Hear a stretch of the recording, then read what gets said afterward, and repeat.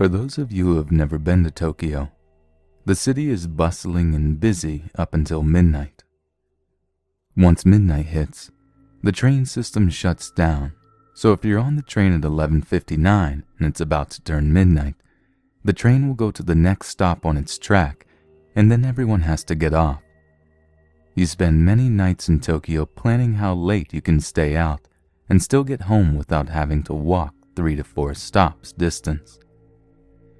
This night my friend and I messed up and ended up having to get off the Yamanote line, probably the most famous line in Tokyo, 4 stops before where we lived. Knowing only the vague direction we had to head home, east, we got off at a station at midnight and started walking. Around the corner from the station there was a businessman in his 30s or so, face down on the ground. Now in Japan it is not uncommon for people to get drunk and pass out in public places, so I didn't think anything of it and went up to him to ask him if he was okay. After asking him a few times if he was alright, he neither moved nor responded, and then I noticed that not only was he sprawled out on the ground, but his cell phone was also several feet away from his outstretched hand, as if he had just collapsed while on his phone. Not sure what to do, I looked to my friend for help. At that exact moment, a car came zooming down the narrow street and stopped at a grinding halt by us. The driver, a young Japanese guy, looked at us first, then looked at the man on the ground. He asked the man if he was all right and got no response.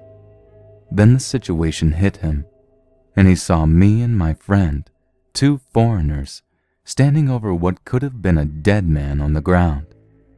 He clearly got spooked and drove off without pushing the issue further.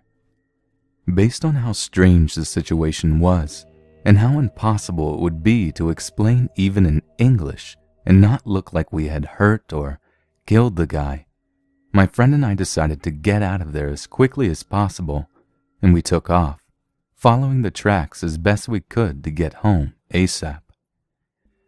About 20 minutes later, near the next station, who do we run into smoking a cigarette?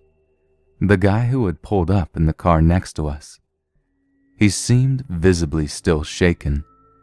He glanced at me, and I at him, and once he realized where he had saw me from, he put his cigarette out at inhuman speed, got in his car, and sped off. That was the last we saw of him. For years my friend and I would randomly discuss what had happened to the guy in the car, as well as if the guy in the street was actually dead or not. I wish I would have helped the guy on the ground, but I was a scared college student afraid of being put in Japanese jail.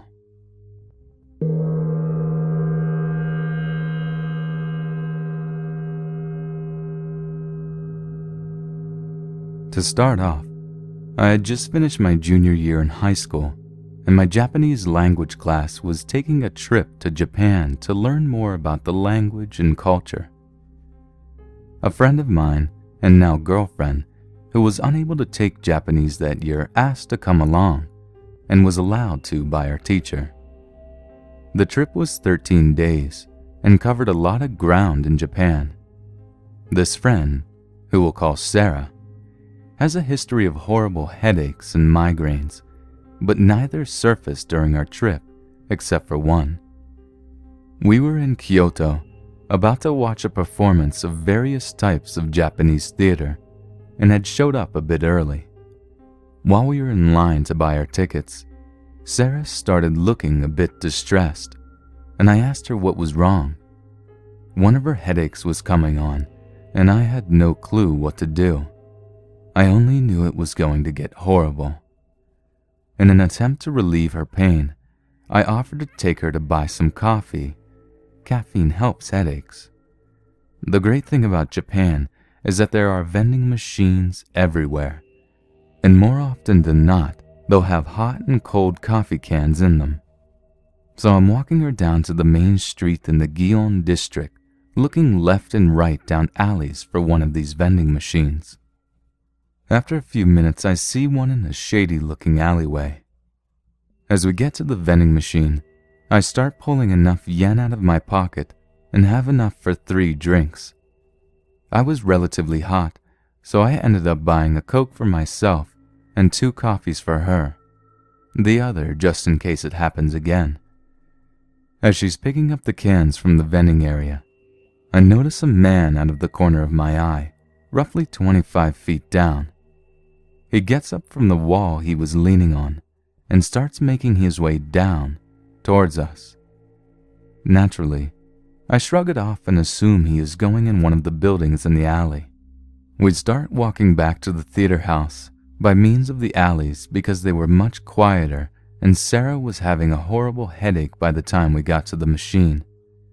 The guy's still following us. No big deal.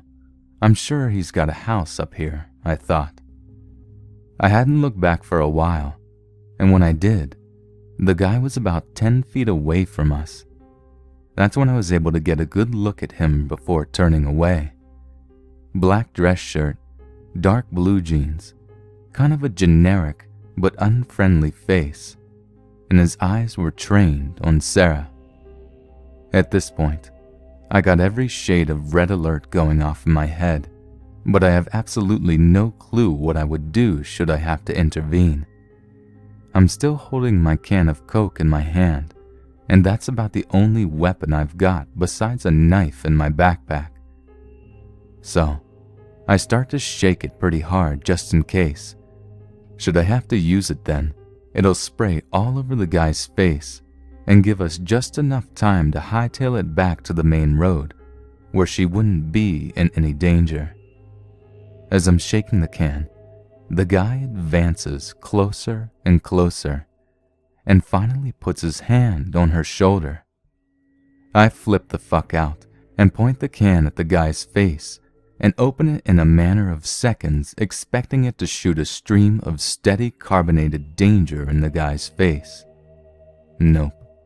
Just kind of shot off a bit of foam and soda. The guy is stunned briefly, and that gives her enough time to escape his grip, and I don't know what I was thinking, but I just kind of swung the can in front of his face. About half of the can empties on the guy's face with open eyes. As he's doubling over in pain, which probably didn't last long, we hauled ass back to the main street and hurried back to the theater.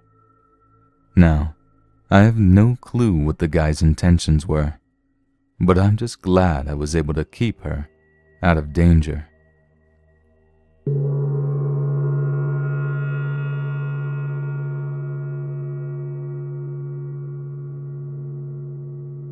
So I recently went on a trip with my family to Japan. Overall, I really enjoyed myself and thought it was a beautiful country.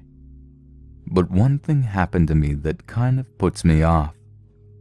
I had recently got out of the hospital before we went on the trip. Recently meaning 2 days out of the hospital. I got my appendix removed and blood sucked out of my stomach. So as you can probably imagine, I was not in the best shape and very sore and incredibly fucking tired.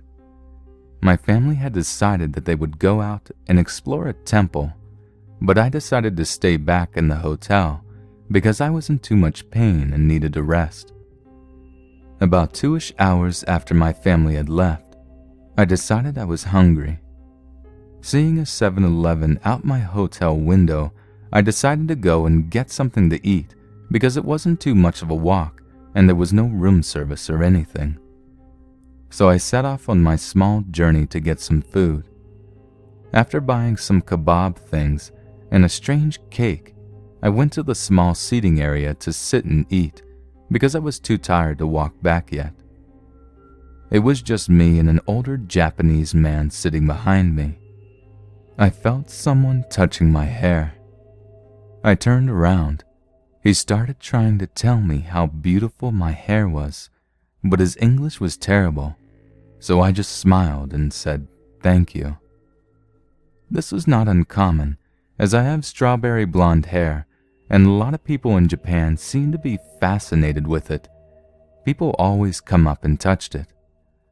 I got back to eating, but soon after, the man moved next to me and started trying to talk to me again.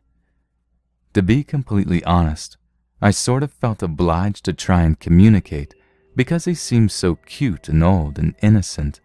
I just wanted to be nice. Bad idea. Shortly after, he decided to take a seat next to me. He starts saying short phrases in English. Incredibly sexual short phrases. His English seemed to have gotten better, and he continued to ask me for sex and tell me I was beautiful, and I was very uncomfortable at this point and got up and left the 7-Eleven. At this point, he decided it would be really cool and a fun idea to come outside with me. I was so tired and needed more pain medication, so at this point I just couldn't deal with his shit. I wanted to go back to the hotel and nap. I turned around and began cursing, telling him to leave me alone now. All of a sudden, he got this very angry look on his face and actually spat on me.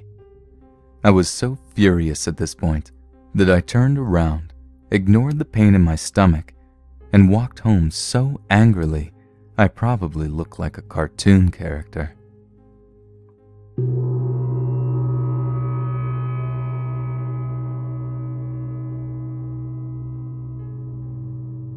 This is about something that happened to me when I was a baby, but my mom still counts it as one of the scariest events of her life. For a little backstory, both my parents were Marines stationed in Okinawa in the 80s. That's where they met, married, and where I was born. Once I was born, my mom opted for honorable discharge, but stayed in Okinawa with me as dependents. At the time, there was nothing available in base housing, so my parents had a small apartment out in town. Both of my parents still agree that their time in Japan was the best of their lives and had many friends, both Marines and Japanese. And according to them, I was a very popular baby with their Japanese friends, with my blonde hair and blue eyes. One night when I was about 4 months old, my dad had to go for a training exercise, leaving my mom and I alone for a week or more. My mom had no problem with this, as they lived in a very safe neighborhood. So safe that they had once witnessed a 4-year-old child walking home alone from his grandmother's house at 3 a.m., and no one thought anything of it. Well, my dad had been gone for a few days, and one night my mom said that a strange noise woke her up. She said it wasn't very loud, but the Corps had kind of programmed her into being a very light sleeper. Thinking that I had woken up for a night feeding, she came to my room. When she came to my open door, she found a strange Japanese man reaching into my crib, trying to pick me up. Now here's where I think the story starts to take a slight turn to comical in retrospect.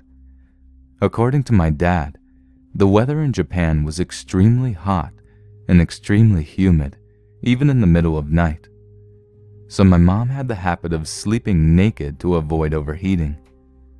So my mom is standing in her apartment, naked, watching a strange man trying to pick up her infant in the middle of the night. And bless that woman, her first reaction was to pick up my dad's aluminum baseball bat and chase the man from the apartment, screaming in English and what little Japanese she knew. She rechecked all the locks and spent the rest of the night sleeping on the floor next to my crib. The next day, feeling a little less shaken, she told one of her closest Japanese friends. The woman told her that she needed to be very careful and watch over me because blonde babies sell for a lot of money on the Japanese black market.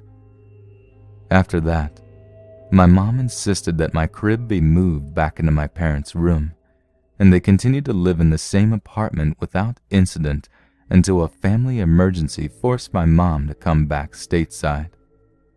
This story always makes me chuckle a little, just imagining my mother, stark naked and screaming like a banshee, chasing some guy with a bat, but it's a little chilling to think what might have happened to me if she hadn't been such a light sleeper.